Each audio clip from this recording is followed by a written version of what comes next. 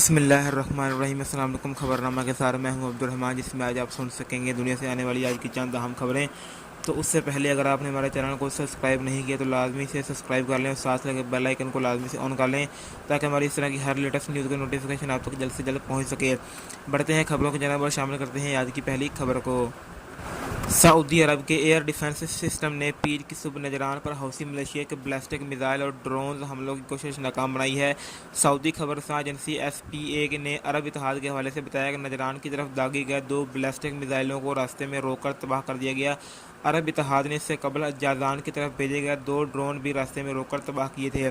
عرب اتحاد کا کہنا ہے کہ حوثی ملیشیا بین الاقوامی انسانی قانون اور اقتدار کی سنگین خلاف ورزیاں کر رہی ہے۔ اس سال کے آغاز سے اب تک حوثی ملیشیا کی طرف سے سعودی عرب میں شہری علاقوں اور اہم آئل تنصیبات کو نشانہ بنانے کے لیے درجنوں میزائل اور ڈرونز حملے کیے جا چکے ہیں۔ اس کے بعد شامل کرتے ہیں اگلی خبر کو۔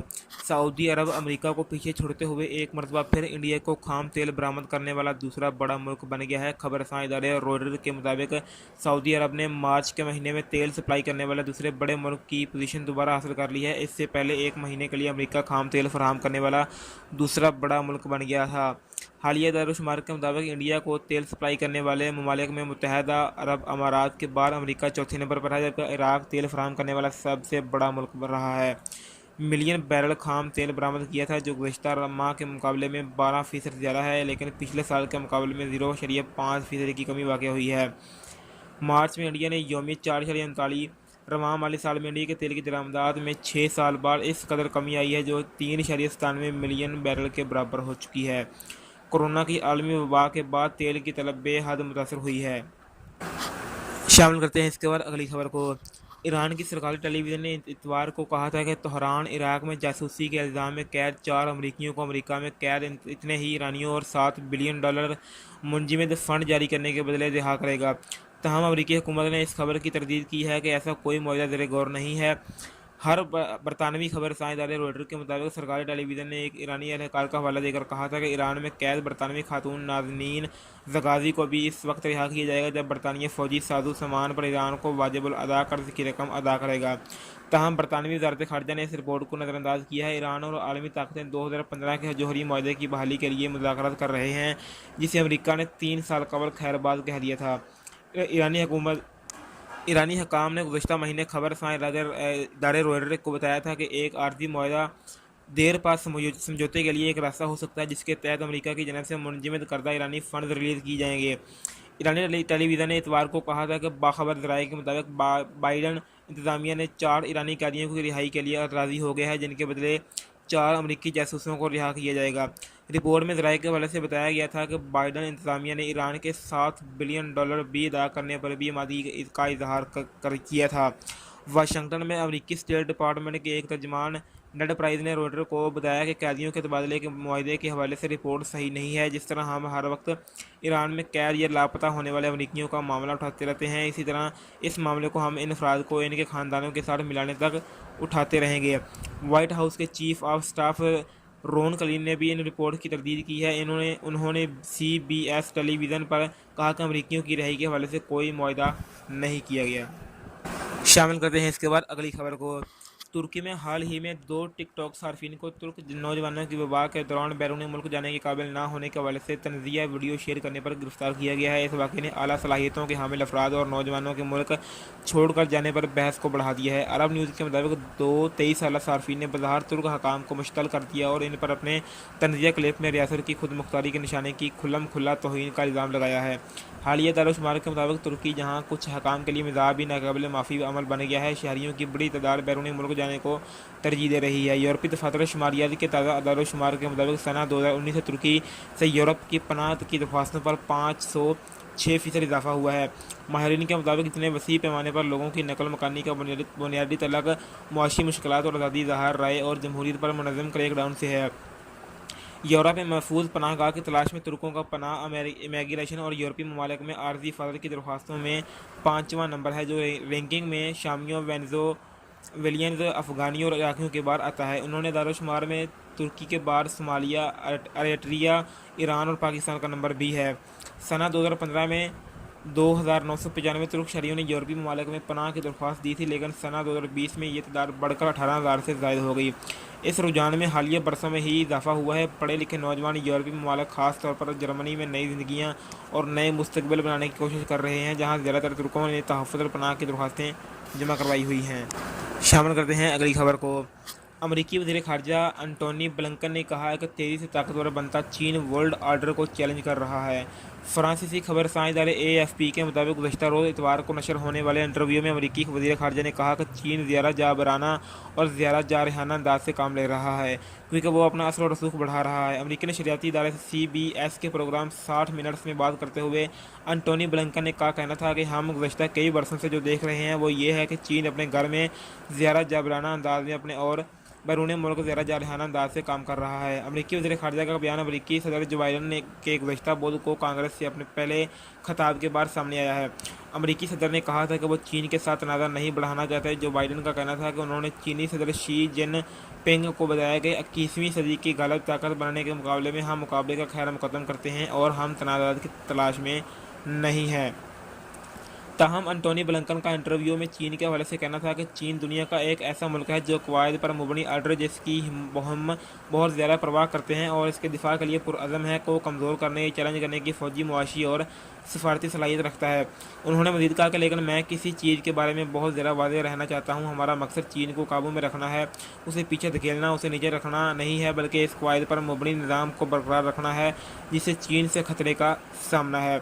ख्याल रहे कि गुज़श्ता कई बरसों में अमरीका और चीन के दरमियान तनाव में इजाफा हुआ है, क्योंकि अमरीका बीजिंग के फ़ौजी इक़दाम और इंसानी हकूक़ की सूरत हाल पर बात करता रहता है।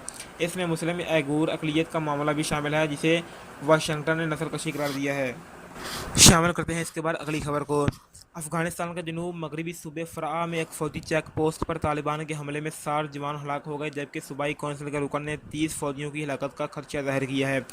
खबर एजेंसी रॉयटर्स की रिपोर्ट के मुताबिक फ़राअ के मुकामी इंतज़ामिया का कहना था कि तालिबान ने एक पोस्ट पर हमला किया जहां 60 फ़ौजी हलाक हुए, जबकि अफ़गानिस्तान में 1 मई के बाद कशीदगी में इजाफा हुआ है।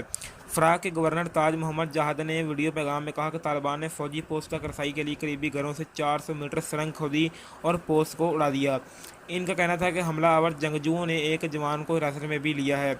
ऐनी शाहिदीन ने शनाख्त का ज़ाहिराना करने की शर्त पर बताया कि इस हमले में एलियट कमांडोज फोर्सेज के एहलकार समेत फ़ौज के दर्जनों एहलकार हलाक हुए। सूबाई कौंसिल के रुकन खैर मोहम्मद नूरज़ाई का कहना था कि हमले में तकरीबन 30 फ़ौजी हलाक हुए और फ़ौजी 20 इस वक्त तालिबान के कब्ज़े में हैं। तालिबान के तर्जमान की जानब से इस हवाले से बयान सामने नहीं आया। मकामी अहदेदारों का कहना था कि सूबे के दारुल हुकूमत में धमाका हुआ, जहां 5 बच्चों समेत 21 अफराद ज़ख्मी हुए। फ़राअ पब्लिक हेल्थ केयर के डायरेक्टर अब्दुल जब्बार शाइक का कहना था कि अस्पताल में मौजूद 3 ज़ख्मियों की हालत तशवीशनाक है। दूसरी जानब काबल में गैर मुल्की फ़ौजियों के इनखला के दौरान हमलों के खदशों पर दारुल हुकूमत की सिक्योरिटी सख्त कर दी गई है और इजाफी नफरी तैनात भी कर दी गई है। अमरीकी कमांडर ने 1 मई को खबरदार किया था कि डेडलाइन गुजरने की सूरत में अफ़गानिस्तान में मौजूद फ़ौजियों पर हमले हो सकते हैं। अफ़गान हुकूमत का मौक़िफ़ है कि जब से अमरीकी सदर जो बाइडन ने अफ़गानिस्तान से 11 सितंबर तक बैरूनी फ़ौजियों के इनखला का ऐलान किया है, उसके बाद तालिबान ने अफ़गान सिक्योरिटी फोर्सेज पर हमलों में इजाफा कर दिया है। जो बाइडन ने कहा था कि अमेरिका का इनखला 11 सितंबर के हमलों की 20वीं बरसी, जिसकी वजह से अफ़गानिस्तान में अमेरिका ने फ़ौजी मुदाखलत की थी, से कबल मुकम्मल हो जाएगा।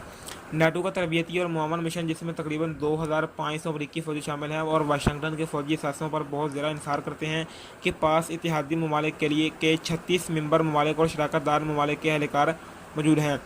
अक़वाम मुत्तहिदा ने गुज़श्ता हफ़्ते कहा था कि अफ़गानिस्तान में रवां बरस के इब्तदाई 3 माह के दौरान सरकारी फोर्सेज और तालिबान के दरमियान झड़पों में 1800 शहरी हलाक या ज़ख्मी हो गए हैं। शामिल करते हैं उसके बाद अगली खबर को। पाकिस्तान से पहली बार तिजारती माल की खेप तौर खम से 48 घंटों में ताशकंद पहुंची है।